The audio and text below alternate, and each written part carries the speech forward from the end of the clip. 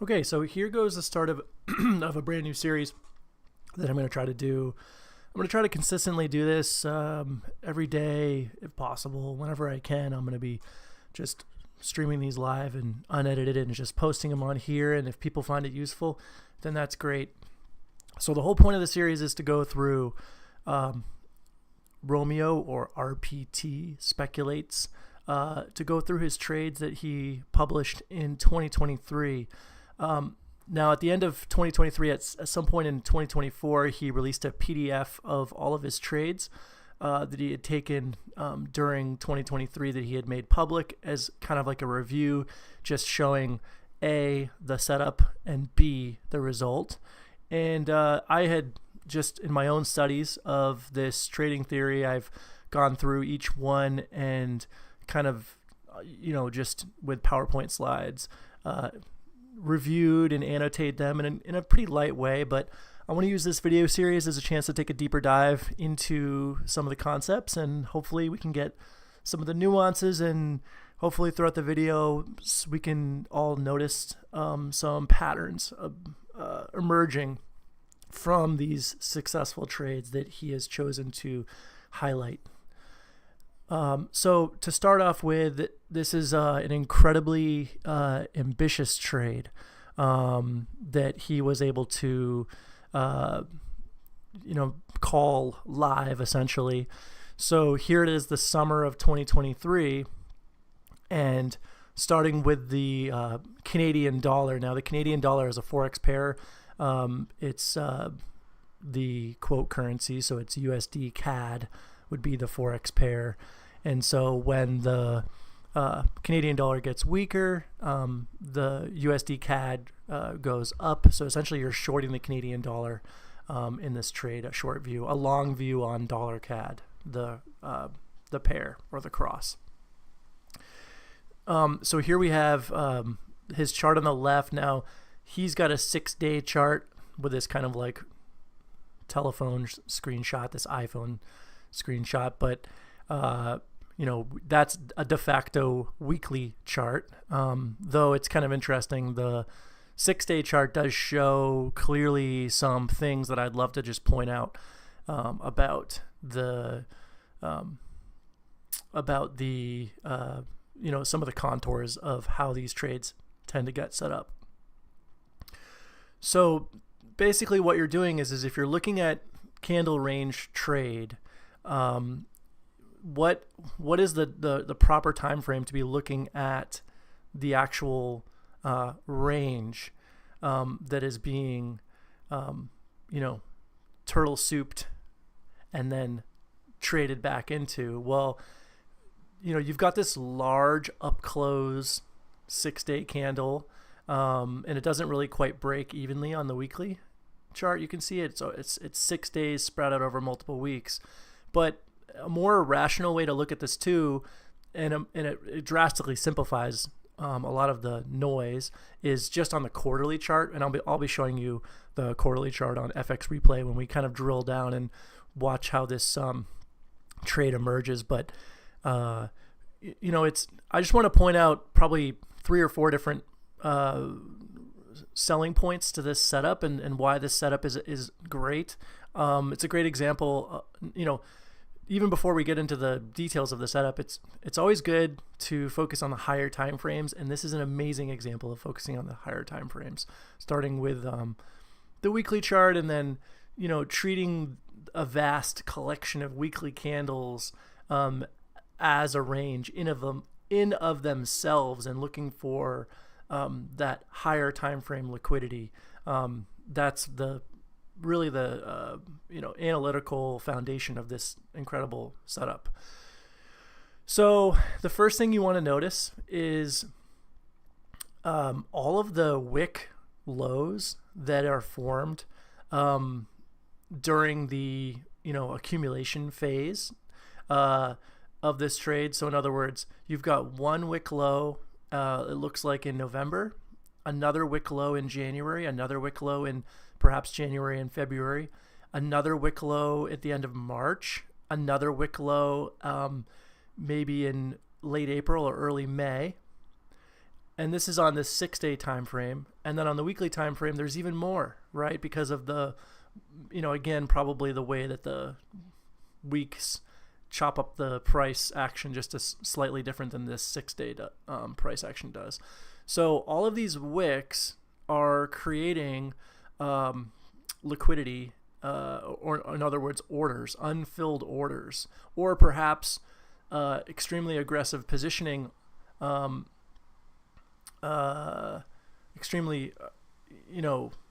aggressive positioning long Canadian dollar, perhaps because maybe they're just waiting for a true breakout to go short, right?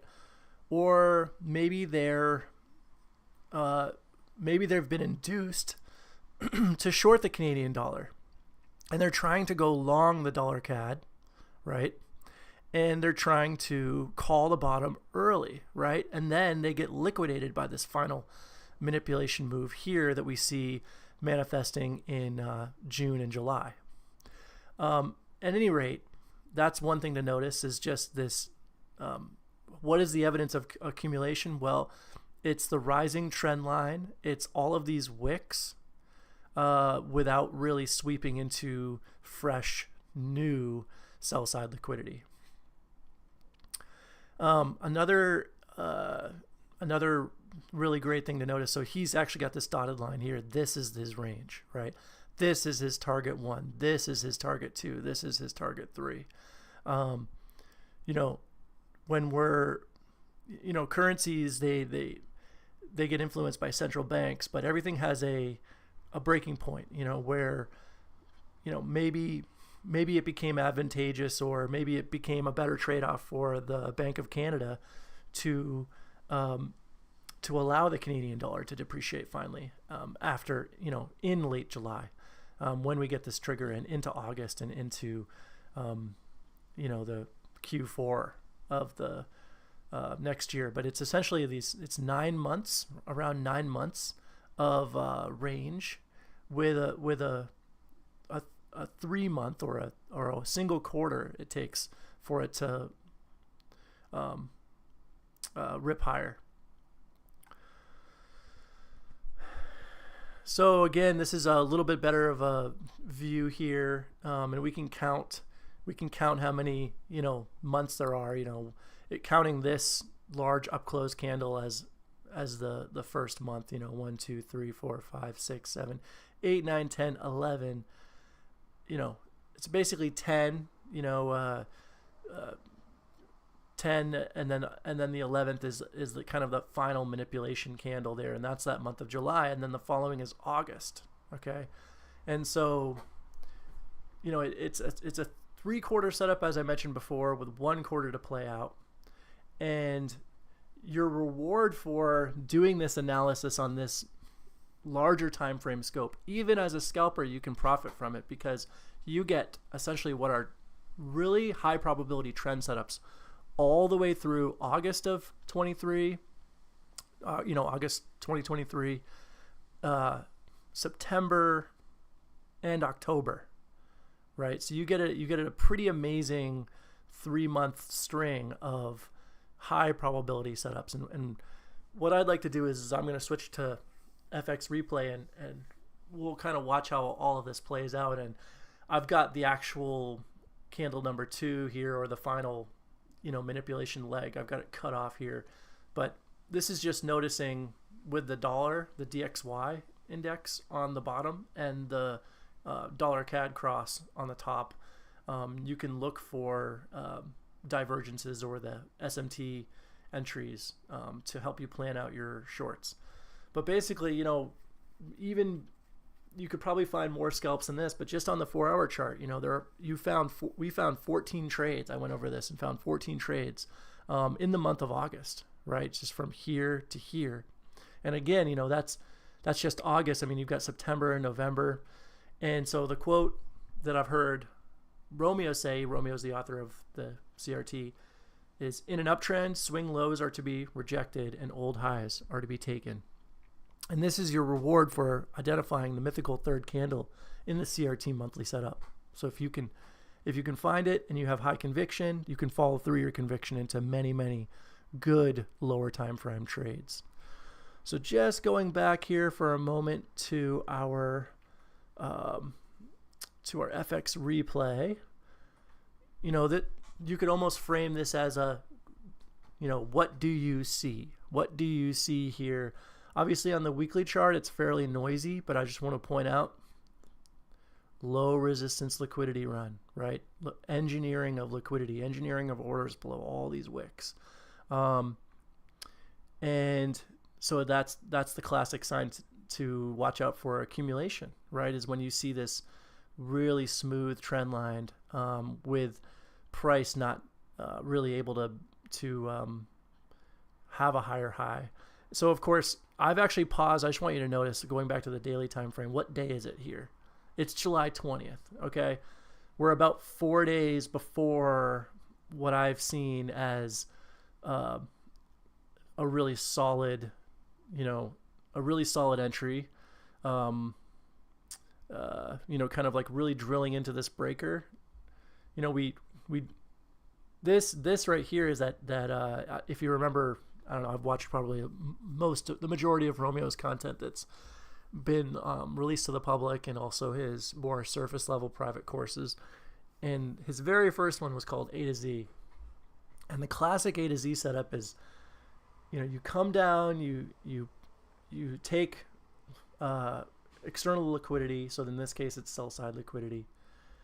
You make a higher high, right? So you close above, and so this is this true market structure shift manifesting, because we've closed below for the first time, and maybe we could do this on the weekly chart. We close below, right, the range. We close below the original candle, right? So if this candle is the, you know, part of the high that, the low that broke the high, we close below the low that broke the high, then what you have here is a, you know, kind of it's attempting to do a market structure shift. And so that, and then I'm sorry. So if that's the candle that breaks it, we'll go back to the weekly. I got myself a little confused here. So if it's right here, right? So if it's this candle that makes a lower low, we close above that candle with there. So you even have a market structure shift on the weekly time frame, right?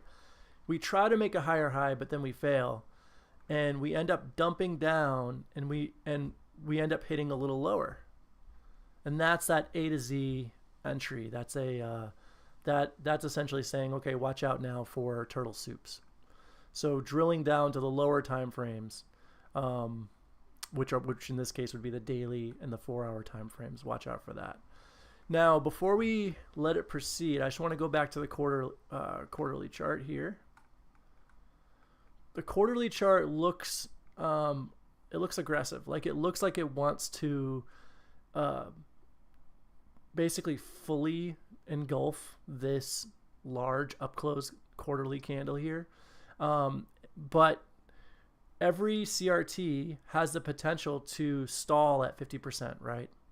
So if you take 50%, you know, we're actually stabbing into that 618 fib of that candle. But you could say that this could be a moment where you'd start to look for exhaustion within this quarterly FVG, right? A quarterly FVG is a decent PD array to start to look for exhaustion, you know, and the incredible patience that this takes, right? Because we did stab into this FVG in April of 2023, right? Which would have been Q2, but you have to wait for Q3. You have to wait for you know, Q3 is really going to be, you know, it's that opening in July, right? So there's the first weekly candle of July, and then the second week, and then the third week of July, right? And I've identified as the fourth week of July as to when you could really, that's like getting very aggressive then and looking for those aggressive trades higher. Now on the monthly chart, waiting until August starts, right? This right here is a monthly 3 candle CRT, right? So you have candle number 1 is the month of June. Candle number 2 is the first month of the third quarter of 2023. Candle number 3, which is August, right? Once that opens, that is a high probability candle to get in. That's what he tells essentially beginner traders. Look for candle number 3 because candle number 2 is going to be very slow and grindy. It's going to take some time for price to play out. You're going to want to be patient. Now, candle number 3 is when you get a much faster move higher. And so what we're looking for as August begins into the last, so we've got one full week of July, then we've got another week that straddles both July and August. That's when you're expecting the move higher week after week after week as August develops. So basically in a nutshell, this target here, now notice how the weeks don't evenly break down into the months, but really that's the June high. That's target number 1. Then this high right here, the March, as March opened, which is the last month of the previous, of quarter 1, as that month opened, and then we saw we get this dump, we get this, saying, okay, I'm not ready to be fully bullish and break that high. I'm gonna do a little bit more accumulating. We're going back into the range now, and of course, once it's down into this potential sell side liquidity, it never actually reaches any true sell side liquidity on this, higher time frame, and it's just inducing and teasing and inducing and teasing, and then finally a dump. And this is the real low that has proven in hindsight to be formed. Now, it wasn't hindsight at the time because he called it publicly in summer of 2023. He said, time to go long CAD, and that's exactly what price did. So just running through the rest of the trade now, what we can do is go down to the 4-hour setup. And so this little candle formation here seems a little bit light on the vol, and this low right here, I mean, there's no wick on this candle that has incredible energy headed to the upside. But we'll see if it actually gets taken out. So it kind of did. That key level got taken out. The low of that June candle that I had highlighted. We'll see what happens with the rest of August to see if it gets a lower low. Okay, so it probably won't. Now we are forming some trendline liquidity as we head up here into the end of July. Let's look at the opening of August. The 4-hour time frame is nice. Okay, so we stabbed into just the top of that LR that has formed, and this is the last day of July. And the last day of July, we stab into that and we rally. And into August, so August, the first day of August was a Tuesday, right? As soon as that month opens, we're rallying. And I always think of candle 3 trading as like, if you've got a successful CRT that's formed and you have high conviction about it, you're trading, you're ignoring things like LR because it's candle 3. I mean, it's almost like the start of a horse race. The starting gun fires when July ends and when August begins, right? And we are really off to the races. So we might not even touch this level again. Now it's okay if we do, but we might not even touch it. We might head all the way up to target number 1.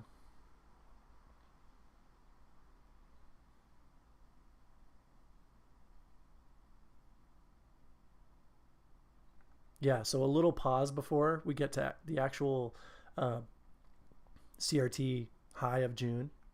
One thing that to note too is, and this is something he'll say, and I want to play around with this fib actually a little bit. I want to change the settings on this because I need to make it a little bit more simple, because all we really care about for the purposes of this discussion are just the 0.5 here.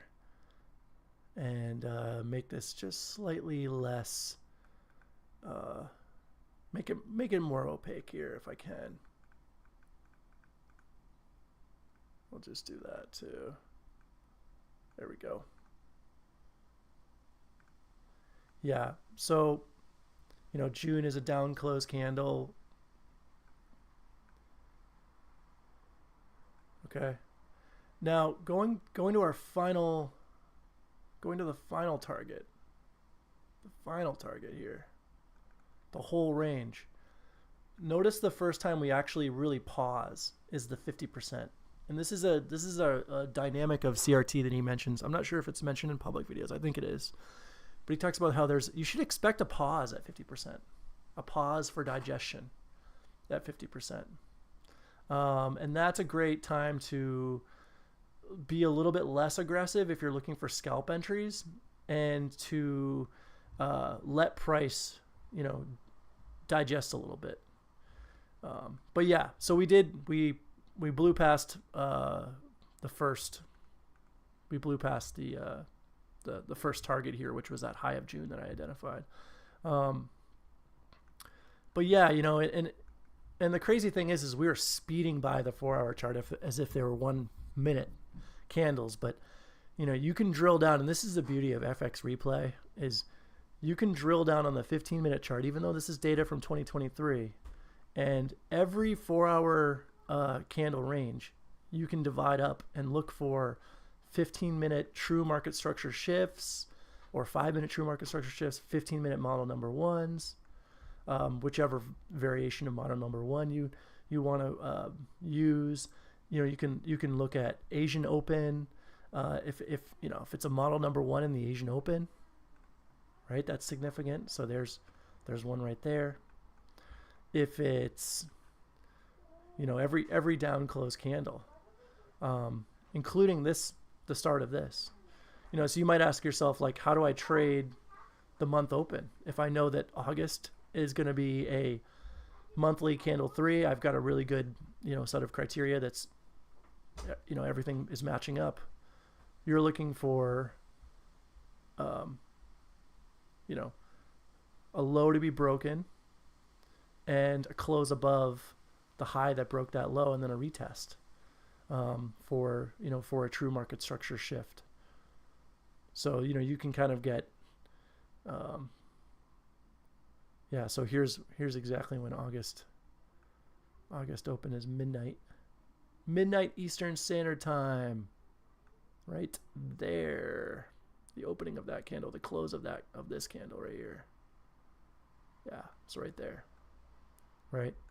And so, hey, did I buy below monthly open?